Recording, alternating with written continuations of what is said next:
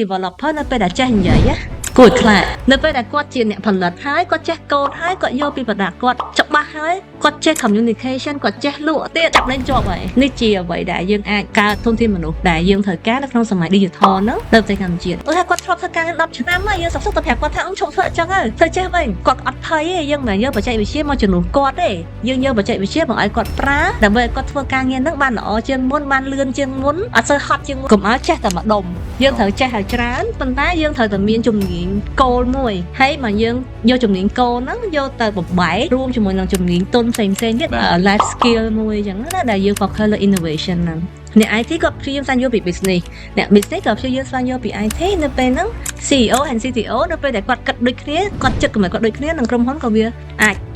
ទៅរលូនដែរ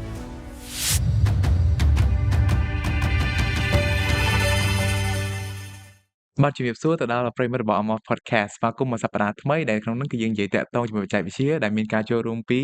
បងស៊ីហួងជំរាបសួរបងសុខសប្បាយបងសុខសប្បាយបាទ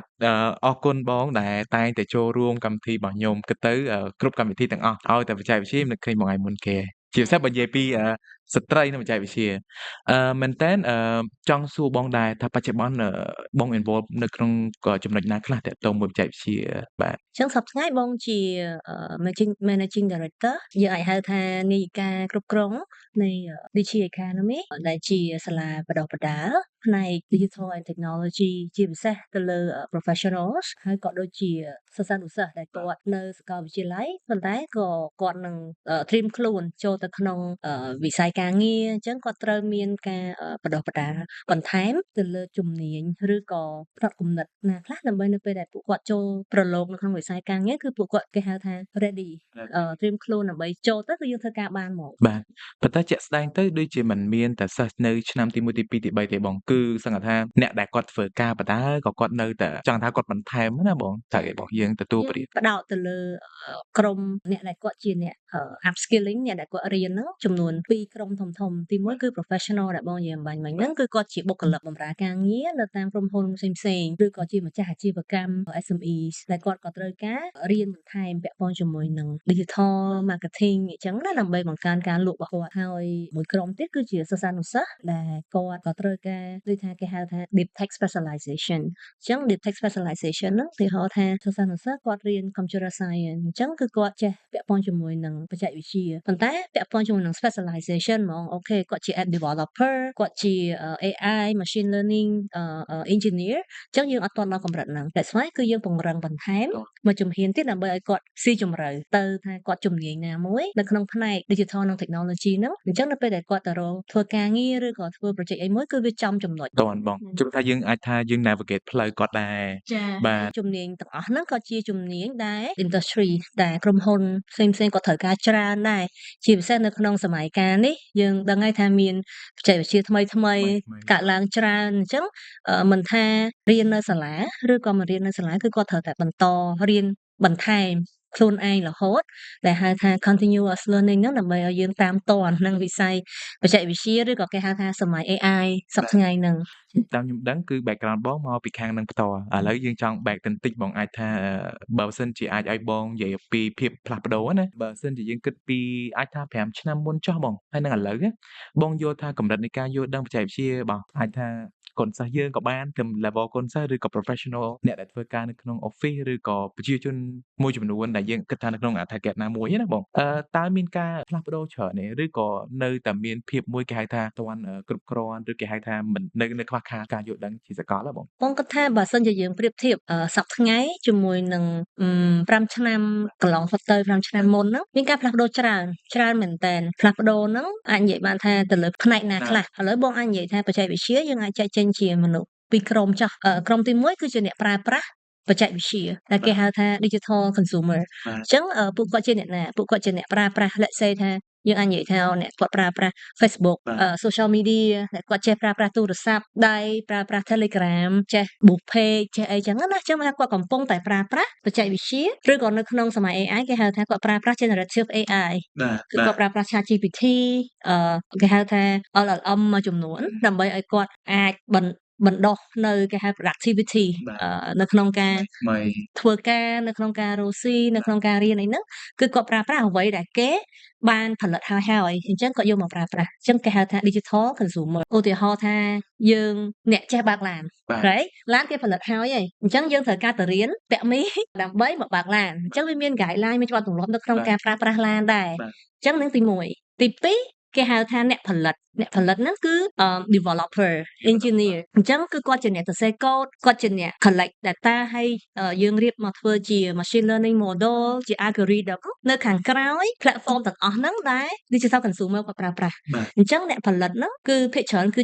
ជាសិស្សសានុសិស្សដែលគាត់រៀនខាងបច្ចេកវិទ្យានឹងឯងហើយបងគិតថាការផ្លាស់ប្ដូរវាមានច្រើនទៅលើទាំងពីរផ្នែកតែម្ដងបានថាអ្នកចេះប្រើក៏ច្រើនអ្នកផលិតក៏មានច្រើនជាងមុនប៉ុន្តែវានៅតែមិនទាន់គ្រប់គ្រាន់ដោយសារទី1ភាគច្រើនអ្នកដែលគាត់បានយកដឹងពីបច្ចេកវិទ្យាច្រើនហ្នឹងគឺនៅក្នុងភ្នំពេញមានច្រើន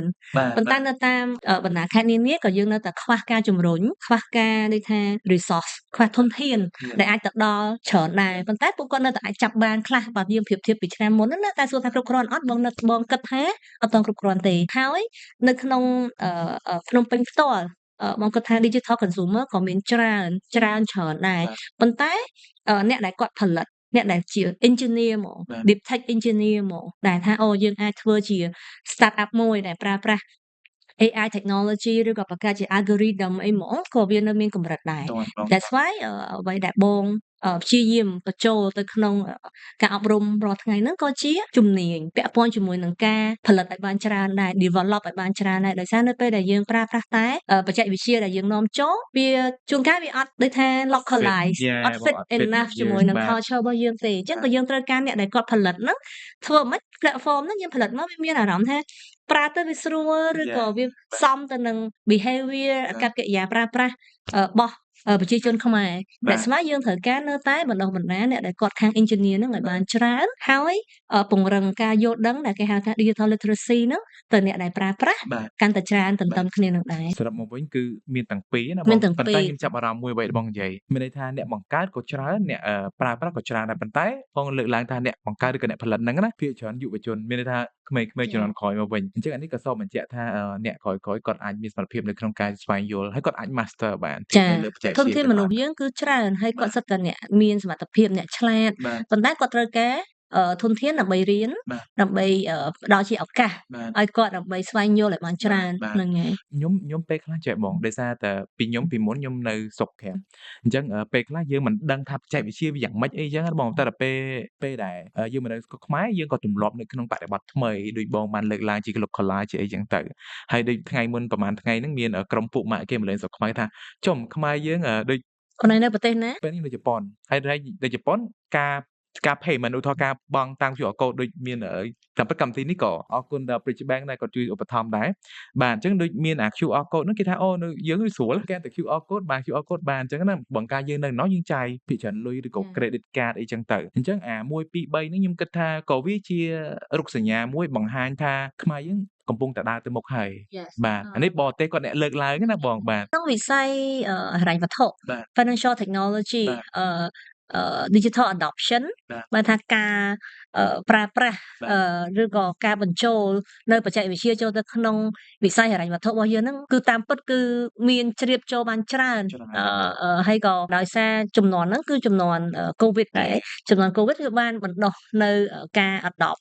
ការប្រើប្រាស់ technology ហ្នឹងបានច្រើនហើយទី2ក៏ដោយសារការជំរុញពីរដ្ឋាភិបាលដែរដោយឧទាហរណ៍ការបង្កើតនៅបាគងដែលយើងអាច transfer QR code cross bank បានពី bank មួយទៅ bank មួយអញ្ចឹងវាជួយនៅក្នុងការបង្កើនជាគេហៅថា online transaction ដែលវា more secure ហើយក៏វា more convenient ទៅដល់ទាំងអ្នកលក់ហើយនិងអ្នកទិញចង់បែកទៅបងសិនបង background បងរៀនខាងហ្នឹងឬក៏យើងទៅតែមកចាប់ផ្ដើមនៅពេលណាមួយឬក៏ហេតុអីបានជាមានបងស៊ីហួងជាម្ចាស់និច្ចការនៅ DG Academy អញ្ចឹងណាបងបាទក្រៅមករៀងវែងឆ្ងាយតិចឥឡូវសុំសង្ខេបតិចសង្ខេបចង់ដឹង Bachelor របស់បងរៀននៅ IFL បងរៀនជំនាញ Teaching English as a Foreign Language អញ្ចឹងបងរៀនបង្រៀនភាសាអង់គ្លេសប៉ុន្តែពេលហ្នឹងចំនួនដែលគេចូលចិត្តពេញនិយមរៀន Bachelor 2ហើយអញ្ចឹងបងរៀនមួយទៀតគឺបងរៀន Bachelor in Business and Economics នៅពុទ្ធសាស្ត្រាអញ្ចឹងពេល ពេលហ្នឹងបងរៀនពីរហ្នឹងមួយជា business មួយជាភាសា បាទ ហើយនៅពេលដែលវាដូចថាចូលដល់ឆ្នាំទី4បងមានឱកាសទៅ exchange នៅបារាំង បាទ ពេលហ្នឹងក៏បងបាន Bachelor Business Administration មួយទៀត បាទ អញ្ចឹងជំនាន់ Bachelor ហ្នឹងគឺសុទ្ធតែ គឺ រឿង BA ជំនួញ បាទ business សេដ្ឋកិច្ច បាទ អង់គ្លេសចឹងទៅ បន្ទាប់មកបងគិតថាឱកាសដែលបានផ្លាស់ប្ដូររបត់ដែលបងធ្វើការឬក៏បងរៀនហ្នឹងនៅពេលដែលបងទៅរៀន Master នៅចិន តាមពិតបងរៀន Master នៅចិនគឺបងរៀន Master in Corporate Management ទេ បាទ ការគ្រប់គ្រង បាទ នៅសៀងហៃនៅប្រទេសចិន ប៉ុន្តែនៅពេលដែលបងទៅហ្នឹងវាចៃដន្យអីសំណាងដែរប៉ះពេលដែរ e-commerce just started and booming អញ្ចឹងពេលហ្នឹងគឺយើងនៅចិនគឺចាប់ផ្ដើមខ្លាំងមែនតើពាក់ព័ន្ធជាមួយនឹងការប្រើប្រាស់ដូចជា Taobao ចាប់ផ្ដើមមាន delivery តាម Yeah ពិតបងចេះ order food delivery តាំងពីនៅចិនណាហើយពេលហ្នឹងគឺ surprise មែនតើហើយគិតថាអូចូលចិត្តមែនតើហើយពេលហ្នឹង It's your first time Yeah បង it's my first Wait time ពេល Yeah ហ្នឹងជំនាន់ដូច 2000 10 អីហ្នឹងហ្នឹងហើយ 10 ជាង Yeah ហើយបានថា I get my first exposure បាទ to how technology can make a lot of traditional way of business delivery ហ្នឹង បាទបង ខុសពីមុន បាទ អញ្ចឹងគឺយើងបានប្រើប្រាស់ពេលហ្នឹងបងជា digital consumer ឡើយឯង Yeah ប៉ុន្តែយើងបានប្រើប្រាស់ បាទ អញ្ចឹងយើងដឹងថាវាបាន change អីគេខ្លះបានផ្លាស់ប្ដូរអីគេខ្លះវាបានធ្វើឲ្យយើងមានអារម្មណ៍ថាស្រួលជាងមុនមិនខ្លះហើយវាជាឱកាសអាជីវកម្មមិនខ្លះបើសិនជាវាបានកើតឡើងនៅស្រុកខ្មែរដែរ តាន់ អញ្ចឹងវាប្រៀងប្ដូររបត់គឺការគិតរបស់បង គិត ហើយបាន Okay ឃើញអីថ្មីអញ្ចឹងណាពេលហ្នឹងហើយក៏បាននៅពេលដែលបងចូលធ្វើការ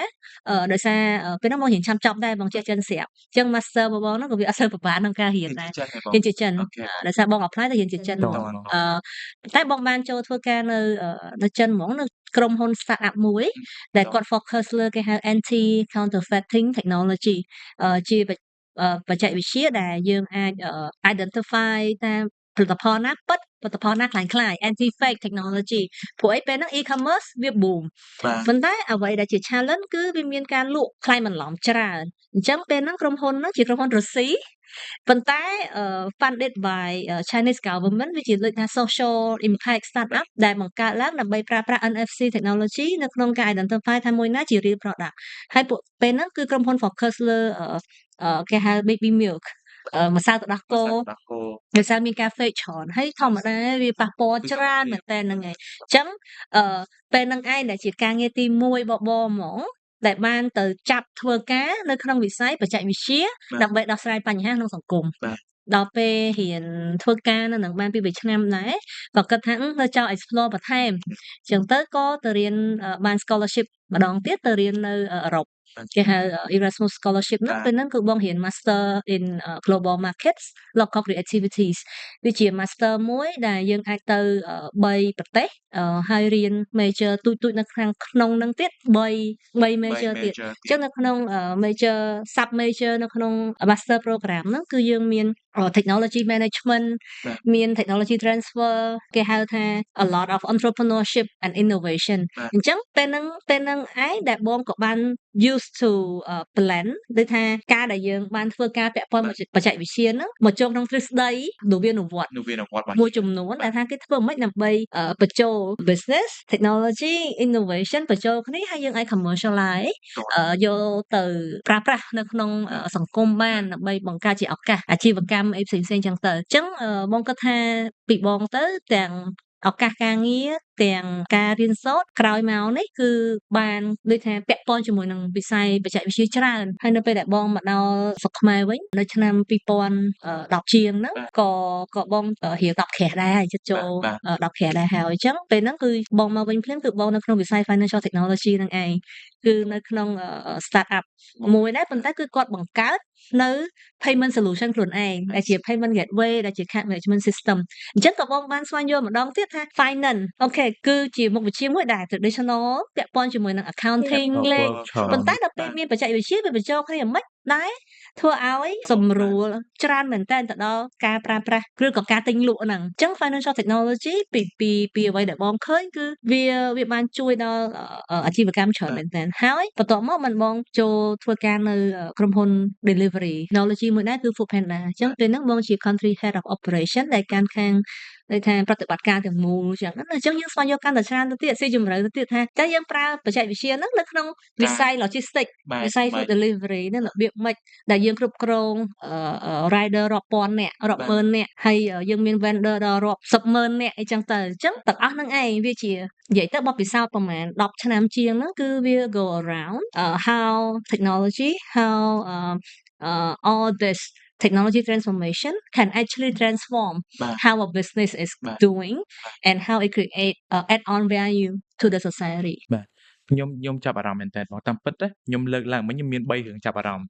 ទី1នៅរឿងបងទៅក្រៅប្រទេសតាក់ទងមួយ payment មួយចំនួនការហ្នឹងក៏ខ្ញុំ surprise ដែរបងដូចជាមក2000ដូចជា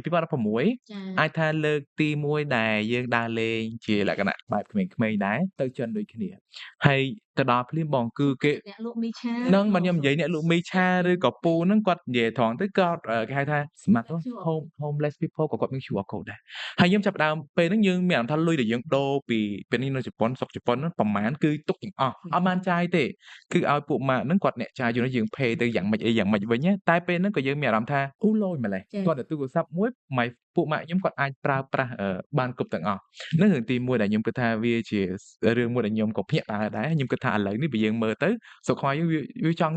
ល្អដូចគ្នាអញ្ចឹងបាទតាក់ទងកន្លែងហ្នឹងហើយទី2ចឹងមានន័យថាបងមិនមែនជាជំនាញ coding ទេមិនមែនជា IT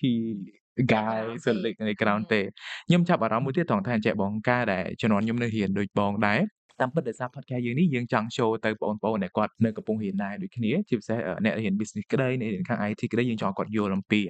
បញ្ហាទាំងអស់នេះហើយធ្វើម៉េចដើម្បីរកដំណោះស្រាយមួយដើម្បីអាចបង្កើនទៅជាចំណូលឬក៏ជាអ្វីដែលថ្មីអញ្ចឹងការដែលខ្ញុំរៀននៅផ្នែក bachelor ដូចបងខាង business ដូចគ្នាខ្ញុំឆ្ងល់ដែរហេតុអីក៏មានមេរៀនដែលតាក់ទងជាមួយនឹង coding ហើយខ្ញុំតែងតែព្យាយាមកិច្ចឯងព្រោះខ្ញុំគិតថាខ្ញុំមិនមែន IT guy ទេខ្ញុំមិនមែនអ្នកជំនាញឬក៏អ្នកIT solution ទេ I don't have to study there ខ្ញុំអត់គិតថាខ្ញុំត្រូវរៀនទេអញ្ចឹងខ្ញុំតែងតែ skip ថ្នាក់ហ្នឹងចេញដល់ពេលខ្ញុំមកធ្វើការនៅខ្មែរក៏ខ្ញុំធ្លាប់ធ្វើ e-commerce អាហ្នឹងក៏ខ្ញុំធ្លាប់ជួបបងដែរលើកទី1ជួបគាត់ដោយសាររឿង e-commerce ហ្នឹងឯងហើយក៏បានសិក្សាយកថាបើសិនជាខ្ញុំយល់ពី code ហ្នឹងក៏ល្អដែរមានអីទៅខុសបាទហើយដល់ពេលខ្ញុំ surprise មួយទៀតពេលដែលខ្ញុំទៅរៀនថ្នាក់អនុបណ្ឌិតដែលខ្ញុំតាក់ទងមកអាជីវកម្មទៀតហើយបងប៉ុន្តែនៅក្នុងហ្នឹងគឺគេកម្រិតឲ្យរៀនតែម្ដងខ្ញុំរៀនតាក់ទងមួយ digitalization ច្រើនមែនតើខ្ញុំរៀនអំពីការបង្កើតតាក់ទងជាមួយនឹង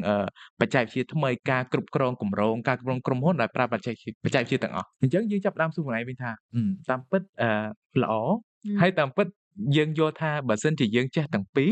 ប្រហែលជាល្អមែនតើបាទចេះទាំងពីរល្អហ្នឹងហើយតែមិនប្រកាសថាយើងត្រូវតែចេះទាំងពីរទេបានន័យថាអ្នកដែលគាត់ដូចបងអញ្ចឹងអ្នកដែលមាន background ខាង business ខាងផ្សេងអ្នកខ្លះគាត់ background ខាង human resource ខាង finance ខាង culture ប៉ុន្តែគាត់អាចរៀនបន្ថែមពាក់ព័ន្ធជាមួយនឹងការប្រើប្រាស់បច្ចេកវិទ្យាដើម្បីបញ្ចូលទៅក្នុងជំនាញរបស់គាត់អញ្ចឹងធ្វើឲ្យជំនាញរបស់គាត់វាមានអីថ្មី innovative right តែថាយើងឧទាហរណ៍បងឧទាហរណ៍សួរស្ដាប់យើងលក់ផលិតផលយើងលក់ផលិតផលអីគេយើងលក់ផលិតផល let's say ថាសួរចោះលក់កៅអៅកាលមុនយើងលក់កៅអៅយើងទៅបើកហាងត្រូវទេតែឥឡូវអ្នកដែលគាត់លក់កៅអៅជា fashion ជាអីហ្នឹងគឺគាត់អាចប្រើប្រាស់ different platform social media platform ឬក៏ e-commerce platform ហ្នឹងហើយគាត់អាចប្រើប្រាស់ skill មួយចំនួនដែលគេហៅថា digital marketing ក្នុងការ boost page boost performance ធ្វើ content creation video content creation ហើយសម័យនេះទៀតវាចូលដល់វគ្គ AI ទៀតអូខេតែ AI អាចជួយបង្កើតដាក់ subtitle ឲ្យភ្លាមបង្កើត script ឲ្យជួយមិនអីមិនអញ្ចឹងនៅពេលដែលគាត់ចេះប្រើប្រាស់បច្ចេកវិទ្យាទាំងអស់ហ្នឹងក៏អត់ចាំបាច់ចេះកូដទេគុំយល់ខុសថា everybody ត្រូវតែចេះកូដ no អញ្ចឹងឲ្យតែគាត់ប្រើប្រាស់ចំណេះដឹងជំនាញនៅក្នុងការប្រើប្រាស់បច្ចេកវិទ្យាទាំងអស់ហ្នឹងចូលទៅក្នុងជីវកម្មរបស់គាត់វិញចូលទៅក្នុងជំនាញរបស់គាត់វិញគឺវាមានការគេហៅ digital transformation ហ្នឹងឯងរបត់នៅក្នុងការ deliver the service deliver the product ហ្នឹងគឺវាបត់ទៅតាមហ្នឹងហើយវាតាមទាន់សម័យកាលដូចគ្នាអញ្ចឹងគាត់លក់បានច្រើនដូចគ្នាគាត់លក់តាម e-commerce គាត់លក់តាម food delivery platform គាត់លក់អីចឹងទៅអញ្ចឹងវាបង្កើនគេហៅផ្លូវលក់ឲ្យបានច្រើនជាងមុនហើយអ្នកដែលគាត់ចេះកូដកំពុងរៀនកូដអញ្ចឹងវាមានពីរផ្លូវ right either គាត់គាត់ចេះកូដគឺគាត់បង្កើតជា product អញ្ចឹងគាត់ become start up ឬក៏គាត់ចេះកូដគាត់ជា engineer គាត់ធ្វើការនៅក្នុងក្រុមហ៊ុនធំអញ្ចឹងគាត់ក៏ develop product ដែរប៉ុន្តែ develop មិនមែន product ទៅថាមិនមែន product ខ្លួនឯងទាំងអស់ទេហើយយើង product របស់ក្រុមហ៊ុនប៉ុន្តែយើង develop ជា feature ផ្សេងៗទៅឲ្យក្រុមហ៊ុនធំអញ្ចឹងអ្នកដែលគាត់ develop ហ្នឹង អ្វីដែលគាត់ត្រូវរៀនបន្ថែមមិនមែនត្រឹមតែការចេះកូដទេគឺការដោះស្រាយបញ្ហា consumer oriented engineer product development ចឹងថាឥឡូវបើសិនជាចេះកូដទៅទេគឺយើងអត់មានគិតពី consumer let's say ថាយើងធ្វើ app មួយ app ហ្នឹងយើងអត់ដឹងថាតើអ្នកណាអ្នកប្រើទេជាសិស្សប្រើឬក៏ជាមនុស្សចាស់ប្រើអ្នកនៅភ្នំពេញប្រើឬក៏អ្នកនៅតាមខេត្តប្រើអញ្ចឹងយើងថាយើងធ្វើតែ delivery app មួយចាស់អ្នកប្រើប្រាស់គឺគាត់នឹងមាន customer journey ខុសៗគ្នាអញ្ចឹងបើសិនជាគាត់ជាអ្នក develop ក៏គាត់ត្រូវតែគួររៀនបន្ថែមស្វែងយល់អំពីគេហៅថា consumer entrepreneurship market អីទាំងអស់ហ្នឹងដើម្បីធ្វើឲ្យ product ដែលគាត់ develop ចេញមកហ្នឹងធ្វើចេញមកហ្នឹងគឺត្រូវជាមួយនឹងតម្រូវការរបស់អតិថិជនអញ្ចឹងអា entrepreneurship mindset ហ្នឹងមិនថាយើងធ្វើការឬក៏យើងបង្កើតជា startup ខ្លួនឯងគឺយើងត្រូវការទាំងអស់ការដោះស្រាយបញ្ហាដោយសារយើងបង្កើតផលិតផលហ្នឹងដើម្បីធ្វើអីមិនមែនសម្រាប់ដើម្បីតាំងឬក៏ដើម្បីខ្លួនឯងប្រើទេត្រូវទេយើងបង្កើតឲ្យ consumer ប្រើអញ្ចឹងយើងត្រូវតែស្វែងយល់ពីពួកគាត់មកយើងបង្កើតទៅវាត្រូវចំណុចរបស់ពួកគាត់ដើម្បីដោះស្រាយបញ្ហាពួកគាត់ អញ្ចឹងបានខ្ញុំឃើញបងមានរៀបចំកម្មវិធីប្រកួតប្រជែងផ្សេងៗហ្នឹងក៏ដោយសារតែដល់គំនិតហ្នឹងផ្នត់គំនិតហ្នឹងចា ខ្ញុំចាប់អារម្មណ៍បងដោយសារអីមែនតើខ្ញុំឥឡូវនេះខ្ញុំនៅ MR Training ហ្នឹងហើយយើងក៏មានជាខ្ញុំអាចនិយាយបានថាយើងមានខាងអ្នកដែលគាត់បកកែកូដដូចច្រើនយើងហៅ IT people ចុះបាទហើយធ្វើការជាមួយខ្ញុំច្រើនហើយភាគច្រើនបងអាចទាយថាពួកគាត់អត់សូវចេះនិយាយទេអៀនចាគាត់ចូលចិត្តធ្វើការម្នាក់ឯងនៅមុខកុំព្យូទ័រហ្នឹងហើយគេហៅ nerd ហ្នឹងហើយកុំព្យូទ័រគាត់ចូលចិត្តទៀតកុំព្យូទ័រពី3ហ្នឹងហើយហើយអូខ្ញុំពិតជាពេលខ្លះយើងដូចខ្ញុំមួយបង background រៀន business ខ្ញុំពិបាកខ្ញុំនិយាយត្រង់ខ្ញុំអត់ឲ្យទៅអង្គុយអញ្ចឹងខ្ញុំធ្វើអត់ចាញ់ទេហើយយើងមានដូចជា Academy គឺយើងទទួលបានការ support ច្រើនដែរពីខាងរដ្ឋាភិបាលផ្សេងៗគឺយើងមានពីខាង MPTC ខាង Civil Design ខាង KE ខាង GIZ អញ្ចឹងទៅគឺគាត់ចូលរួម support sponsor program មួយដែលយើងហៅថា Techpreneur ហ្នឹងគឺគោលដៅរបស់កម្មវិធីគឺធ្វើយ៉ាងម៉េចគឺយើងព្យាយាម select IT people ក្នុងចំនួនទី2នេះគឺយើងមាន2 track full stack development ហើយនិង AI machine learning អញ្ចឹងយើងយកអ្នកដែលគាត់ចេះខាងនឹងខ្លះស្រាប់ដែលគាត់ជា university student ឬក៏គាត់អ្នកធ្វើការដើម្បីយកមក deep tech specialization training មកតង់ទៀតឲ្យគាត់យល់ពី full stack development នឹងឲ្យច្បាស់ឲ្យគាត់យល់ពី AI machine learning នឹងឲ្យច្បាស់ប៉ុន្តែអីដែលជាអ្វីដែលបងគិតថាវា unique សម្រាប់ program ហ្នឹងគឺយើងចង់ឲ្យពួកគាត់ដែលជា IT people ហ្នឹងគាត់ along the way ក៏រៀនអំពី entrepreneurship ហើយការរៀនហ្នឹងមិនមែនរៀនពីសៀវភៅទេគឺយើង of course យើងមាន theory មួយចំនួនដែលខាង industry trainer ឬក៏ speaker របស់យើងហ្នឹងគាត់មក share គាត់មកឲ្យជា framework អីចឹងទៅដូច business model canvas អីចឹងទៅប៉ុន្តែការរៀនហ្នឹងគឺតិចមែនតើអ្វីដែលយើងធ្វើហ្នឹងគឺឲ្យគាត់ទៅធ្វើហ្មងបានន័យថាមិនគឺយើង match គាត់ជាមួយនឹង partner ក្រុមហ៊ុនរបស់យើងគឺយើង match ក្រុមសិស្សជាមួយនឹងក្រុមហ៊ុនឲ្យក្រុមហ៊ុនគាត់ឲ្យជា problem statement ហើយឲ្យសិស្សហ្នឹងគឺគាត់ទៅព្យាយាមដោះស្រាយបញ្ហាហ្នឹងដោយផលិត develop ជា product technology អីមួយដើម្បីទៅដោះស្រាយបញ្ហាហ្នឹងអញ្ចឹង along the way ហ្នឹងគឺគាត់នឹងចេះអីគេចេះស្វែងយល់ពី problem ចេះ identify problem ចេះបង្កើត solution critical thinking ចេះ pitch បញ្យល់ដូចថាមិនត្រឹមតែធ្វើទេត្រូវបញ្យល់ថាហេតុអីមិនធ្វើអញ្ចឹងហើយវាអាចដោះស្រាយបញ្ហាដោយរបៀបណាអញ្ចឹងគឺយើងរុញអ្នក IT ដែលគាត់ slow ស្ងាត់ហ្នឹងឲ្យចេះឡើងឆាកនិយាយដើម្បីលក់អ្វីដែលគាត់មានពាក្យថាលក់ហ្នឹងគឺដើម្បីបញ្យល់ឲ្យច្បាស់ថាហេតុអីមិនគាត់ធ្វើអញ្ចឹងដើម្បីដោះស្រាយអីគេអញ្ចឹងនៅពេលយើងរុញគាត់ទៅដោយសារតែគាត់អ្នកធ្វើខ្លួនឯងអញ្ចឹងគាត់បើគាត់ហ៊ាននិយាយគាត់និយាយបានច្បាស់មែនតើល្អមែនតើគាត់ការពារ statement គាត់បានច្រើនញ៉ាំបងនេះហើយជាអីដែលពួកបងចង់ឃើញបានន័យថាកុំឲ្យចេះតែម្ដុំយើងត្រូវចេះឲ្យច្រើនប៉ុន្តែយើងត្រូវតែមានជំនាញគោលមួយហើយបើយើងយកជំនាញគោលហ្នឹងយកទៅបំបែករួមជាមួយនឹងជំនាញទុនផ្សេងៗទៀតដើម្បីឲ្យវាចេញជាអីដែលវាគេហៅថា well rounded life skill មួយអញ្ចឹងណាដែលយើង focus លើ innovation ហ្នឹងបាទចាំមើលបើមានអីអាចឲ្យមក matching មួយ MR please ជួយប្រាប់ខ្ញុំផងបងហ្នឹងហើយចាំមុនឯងមករកបងវិញតើអូនឯងត្រូវការអីខ្ញុំគិតថាល្អបងខ្ញុំពិតជា support ខ្ញុំតែពិតស្បិតតែដូចខ្ញុំជំរាបបងមិញយើងក៏មាន in-house យើងច្រើននៅក្នុងនឹងដែរពីព្រោះយើងជឿជាក់ពី long term មួយថាក្រុមបច្ចេកទេសក្រុមបច្ចេកវិទ្យាពិតជាសំខាន់នៅក្នុងការដើរតួនាទីមួយប្រមូលទៅលើសេដ្ឋកិច្ចជាតិជាថ្នាក់រួមតែម្ដងអញ្ចឹងណាបងចាំខ្ញុំ business ទាំងអ្នកកូដបាទហើយខ្ញុំតែអានេះអាចថាជជែកគ្នាលេងក៏បានដែរបងតាក់ទងជាមួយរឿងហ្នឹងខ្ញុំតែមានគាត់មកប្រាប់យើងវិញមែនតើទៅនៅពេលដែលយើងប្រាប់គាត់ថាខ្ញុំមានក្រុមការងារបច្ចេកទេសបច្ចេកវិទ្យានៅក្នុងដៃធ្វើការច្រើនដើម្បីយើង develop software មួយចំនួនព្រោះយើងចង់ គេហៅថា transform ហ្មងយើងចង់ផ្លាស់ប្ដូរឯពីរបត់ធ្វើការប្រើប្រាស់ paper ទៅជាប្រើប្រាស់បច្ចេកវិទ្យាពួកយើងគិតថាវាងាយស្រួលជាងហើយវាលឿនជាងគាត់ថា background ខ្ញុំមិនមែន IT ទេគាត់មិនជឿជាក់ខ្ញុំពិតអញ្ចឹងមែនបង ទៅមកយើងអត់ទាន់ប្រៃ ខ្ញុំមិនទាន់ប្រៃទេហើយតែរៀន IT ដើម្បីយក certificate មួយបាត់ថាស្ទល់ IT ប៉ុន្តែការយល់ឃើញបាទខ្ញុំស្ដាប់បងនិយាយខ្ញុំគិតថាការយល់ឃើញខ្ញុំក៏យល់ឃើញដូចបងដែរតាក់ទងជាមួយនឹងការងារវាត្រូវតែមានពីរចូលគ្នាដែរហើយខ្ញុំនិយាយជាការអាចថា fun fact មួយដែលចោះបងការហួសចិត្តមួយដែរពេលខ្លះ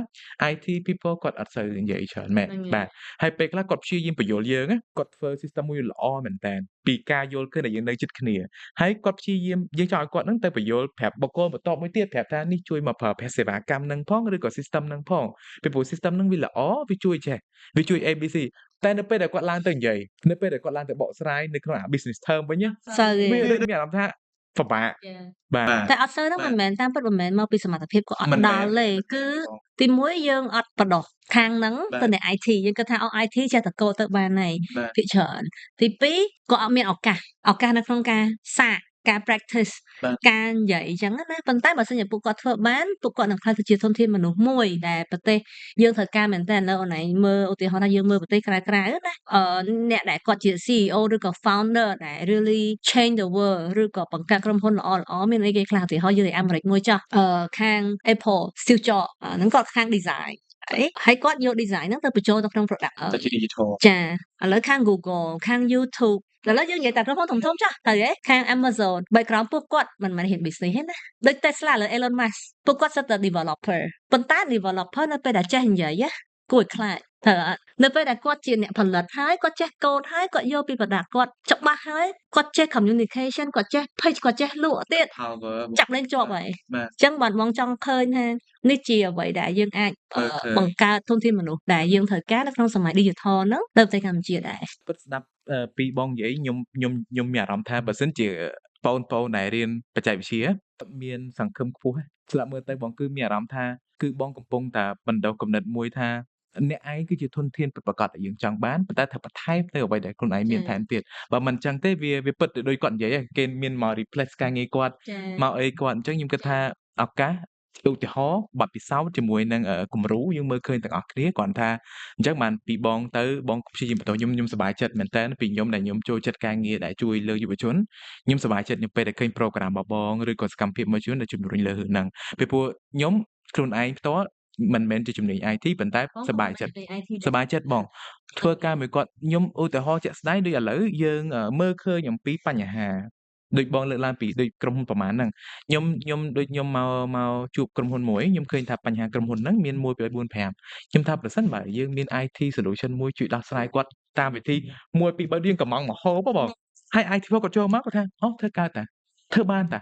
គាត់ធ្វើឲ្យយើងបានដូចអ្វីដែលយើងពេញចិត្តប៉ុន្តែសួរថាតើអាហ្នឹងវាយ៉ាងម៉េច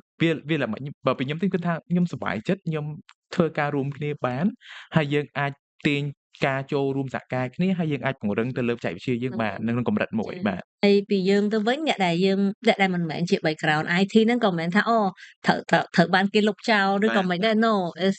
យើងត្រូវការធនធានមនុស្សប្រភេទខុសៗគ្នាដែរដូចបងនិយាយមិញអញ្ចឹងមានអ្នកផលិតនិងមានអ្នកប្រើប្រាស់ហើយអ្នកប្រើប្រាស់ហ្នឹងបើសិនជាយើងជាអ្នកប្រើប្រាស់វៃឆ្លាតប្រទេសមួយគឺត្រូវការជំនាញខុសៗគ្នាគេមិនមែនត្រូវការតែ IT មួយទេ human resource finance អីគឺត្រូវការទាំងអស់ពួកហ្នឹងជាជំនាញរឹងហើយaccounting ហ្នឹងជាជំនាញរឹងប៉ុន្តែនៅពេលដែលយើងទៅចាប់ digital យើងចាប់ digital របៀប digital consumer ការប្រើប្រាស់ technology ដើម្បីបញ្ចូលមួយជំនាញរបស់យើងវិញអញ្ចឹងដូចបងអញ្ចឹងបងរៀន technology management បងរៀន product management project management អញ្ចឹងបងគួរតែស្វែងយល់ពី how IT work ប៉ុន្តែបងមិនចាំបាច់ទៅរៀនថាត្រូវកូដមិនបានវាចេញទេប៉ុន្តែយើងអាចរៀនអំពីflow consumer flow product design អីអញ្ចឹងដែលត្រូវការ a lot of business knowledge ត្រូវការ a lot of understanding ពី consumer ដែលអ្នក business ស្រាប់ហ្នឹងគឺយើងដឹងប៉ុន្តែបើសិនជាយើងក៏ព្យាយាមស្វែងយល់ពីប្រភព IT ខ្លះនៅពេលដែលយើងនិយាយជាមួយនឹង IT people គឺយើងនិយាយចូលគ្នាយើងកុំថាម្នាក់ business ម្នាក់ IT ម្នាក់និយាយកូដម្នាក់និយាយកង្វៃចុងក្រោយធ្វើអីអត់ចេញទេចាបើសិនយើង compliment គ្នាគាត់ព្យាយាមស្វែងយល់ពីយើងអ្នក IT ក៏ព្យាយាមស្វែងយល់ពី business អ្នក business ក៏ព្យាយាមស្វែងយល់ពី IT នៅពេលហ្នឹង CEO and CTO នៅពេលដែលគាត់គិតដូចគ្នាគាត់ចិត្តគំនិតគាត់ដូចគ្នានឹងក្រុមហ៊ុនក៏វាអាច ទៅរលូនដែរ ឥឡូវយើងនិយាយពីសិស្សច្រើនឥឡូវយើងនិយាយពីកន្លែងការងារតិចវិញបងធម្មតាអានេះខ្ញុំបទពិសោធន៍ផ្ទាល់ខ្លួនខ្ញុំធ្លាប់ធ្វើការនៅក្រៅប្រទេសអញ្ចឹងភាគច្រើនការងារដែលយើងធ្វើខ្ញុំធ្វើ project management background ខ្ញុំគឺខាងហ្នឹងមិនខុសពីបងស៊ីហុងប្រមាណទេប៉ុន្តែយើងប្រើប្រាស់បច្ចេកវិទ្យានៅក្នុងការគ្រប់គ្រងគម្រោងយើងហ្នឹងហើយ ហើយដល់ពេលយើងធ្វើវាយូរឆ្នាំហើយ2-3ឆ្នាំអញ្ចឹងយើងស៊ាំជាមួយនឹងបរិយាកាស digital ហ្នឹងណាបងដល់ពេលយើងមកធ្វើការនៅកន្លែងមួយដែលគាត់អត់មានសោះគាត់យើងប្រើ paper base តែម្ដងខ្ញុំចង់ដឹងពី experience មិនដឹងថាបងធ្លាប់ជួបនឹងដែរអត់ទី1ទី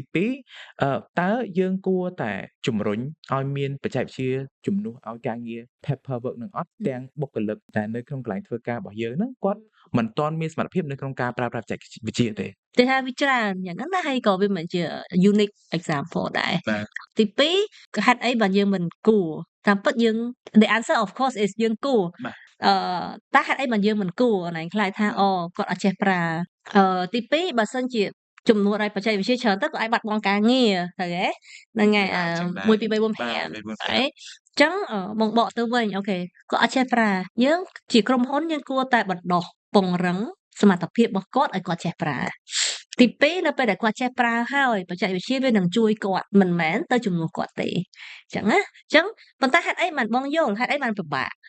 challenge ដោយសារតែគេហៅថា digital transformation ហ្នឹងអ្វីដែលពិបាកហ្នឹងមិនមែនជាdigital ឬក៏ product development ទេវាជា digital adoption នៅពេលដែលយើងចង់ឲ្យគេប្រើចង់ឲ្យមនុស្សទូទៅប្រើឬក៏មនុស្សច្រើនប្រើវាពិបាកហេតុអីបានពិបាកគាត់អត់ទាន់យល់ពីតម្លៃនៃការប្រើទី2គាត់អត់ទាន់ស៊ាំនៅក្នុងការប្រើបើថាគាត់គាត់ធ្លាប់ធ្វើការ10ឆ្នាំហើយយើងសុកទៅប្រាប់គាត់ថាឈប់ធ្វើអញ្ចឹងទៅធ្វើចេះវិញគាត់សួរថាហេតុអីអញ្ចឹងហេតុអីនឹងឯងដែលជាអ្វីដែលក្រុមហ៊ុននៅពេលដែលយើងចង់ធ្វើ digital transformation គេហៅថា the main success metric ដែលយើងអាចធ្វើ digital transformation បានគឺ the people that use it បានថាឲ្យពួកគាត់ឃើញពីតម្លៃឲ្យពួកគាត់ collaborate នៅក្នុងការផ្លាស់ប្ដូរហ្នឹងហើយឲ្យពួកគាត់ឃើញពីអ្វីដែលពួកគាត់អាចបាន generate បានល្អជាងមុន the value ដែលពួកគាត់អាចធ្វើការងារហ្នឹងឲ្យពួកគាត់មានអារម្មណ៍ថាគាត់អត់ភ័យទេយើងមិនយកបច្ចេកវិទ្យាមកជំនួសគាត់ទេយើងយកបច្ចេកវិទ្យាមកឲ្យគាត់ប្រើដើម្បីឲ្យគាត់ធ្វើការងារហ្នឹងបានល្អជាងមុនបានលឿនជាងមុនអត់សូវហត់ជាងមុនអីចឹងទៅអញ្ចឹងការគិត perception ហ្នឹងគឺសំខាន់នៅពេលដែល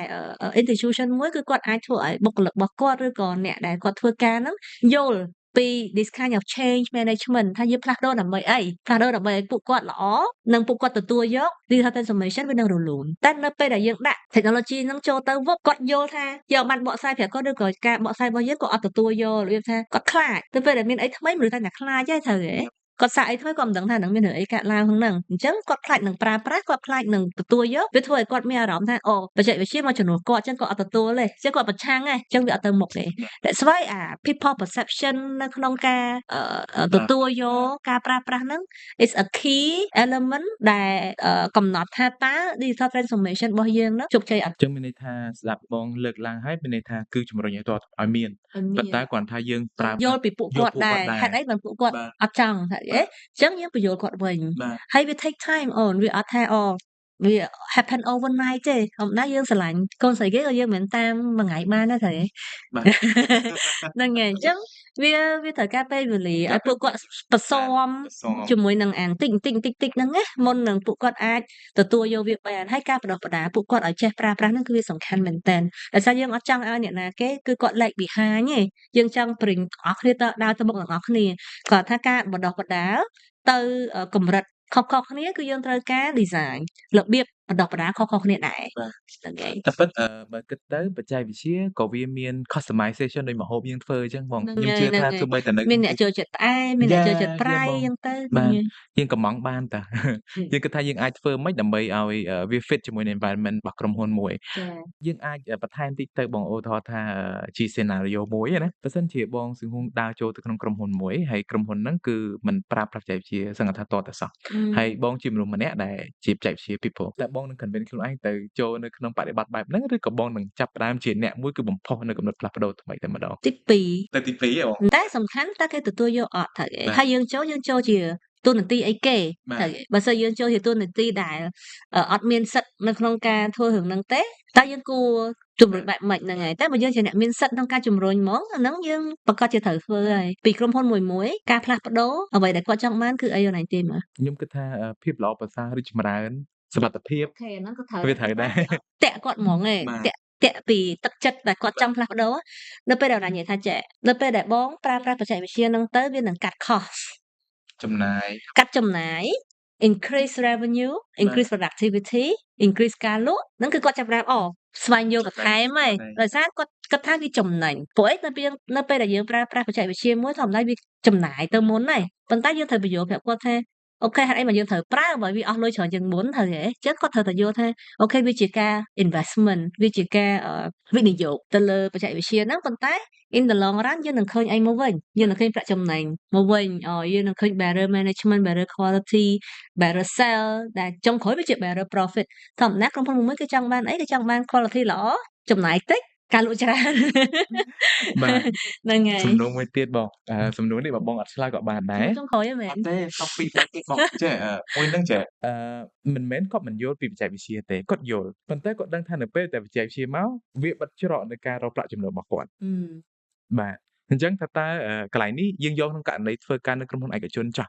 មានន័យថាធម្មតាបើគាត់ប្រើ paperwork គាត់អាចទាញការចំណេញបានខ្លះតែបើគាត់ប្រើបច្ចេកវិទ្យា ពីទឹកតែមែន អាចថាពីការដែលមិនរាយការណ៍នៅទិន្នន័យត្រឹមត្រូវច្បាស់លាស់ពីព្រោះឲ្យមិនបច្ចេកវិទ្យាជួយទប់ទល់តើបងយល់យ៉ាងណាលើចំណុចហ្នឹង ធម្មតាបើសិនជាយើងជាម្ចាស់ក្រុមហ៊ុនយើងប្រកាសជាអត់ចង់ឲ្យមានរឿងហ្នឹងទេត្រូវហ៎យើងចង់ឲ្យមាន transparency ប៉ុន្តែធម្មតាវាមានទម្លាប់មួយចំនួនដែលអាចឲ្យមានករណីហ្នឹងកើតឡើងអញ្ចឹងពីបងទៅ of course បងអត់វាឲ្យថាសម្រាប់បងគឺបង ជាជំរឿនប៉ុន្តែ អត់គិតថាវាជាអីដែលយើងគួរទុក បាទ គួរ keep practice បាទ ការអនុវត្តហ្នឹងឯង បាទ ប៉ុន្តែយើងក៏មិនទៅថាវឹបឲ្យគាត់ថាបិទហ្មងដែលអត់មានអីដែលយើងអាចជំនួសឲ្យគាត់សុបាយចិត្តវិញដែរធម្មតាឧទាហរណ៍ថាអូខេគាត់ធ្លាប់តែបានប្រាក់ខែប្រហែល$50ក្នុងមួយខែមកឧទាហរណ៍ណាដោយសារប្រាក់ខែតិចប៉ុន្តែគាត់នៅតែធ្វើការនៅនឹងរហូតដោយសារប្រាក់ខែគាត់តិចមែនប៉ុន្តែគាត់រកក្រៅបានច្រើនអញ្ចឹងឥឡូវជាម្ចាស់ក្រុមហ៊ុនមួយដើម្បី improve transparency culture ហ្នឹងបងអាចធ្វើអីបាន maybe បងលុបបំបាត់អាការអឺអឺទឹកតែអីទាំងអស់ហ្នឹងប៉ុន្តែបងដល់ប្រាក់ខែគាត់ពេញលេញវិញឲ្យ standard វិញឲ្យប្រាក់ខែគាត់$100វិញចំនួនឲ្យ50ប៉ុន្តែ